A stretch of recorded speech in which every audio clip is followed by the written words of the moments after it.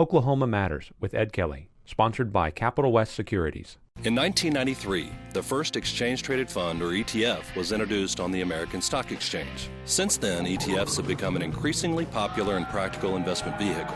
Contact Capital West Securities to learn more about ETFs and other investment options.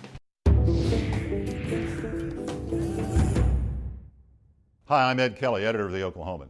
The stability of banks in Oklahoma is a bright spot in this dark national recession. And what a contrast it is to a quarter century ago, when our state was among the leaders in the number of financial institutions shut down by federal regulators. Since the recession began not quite 2 years ago, only one bank in Oklahoma has been closed, and it was the first one in some 17 years. That's one big reason why the worst national recession since the Great Depression hasn't hit Oklahoma as hard as it has nearly everywhere else. As Banking Commissioner Mick Thompson has pointed out, banks in our state didn't participate in the so-called subprime loans and speculative real estate that were so prevalent in California, Florida, and Arizona, among other places, which means it's ugly elsewhere. The New York Times reports right at 100 banks have failed in the United States this year. The only bank in our state that has gone under is the First State Bank of Altus.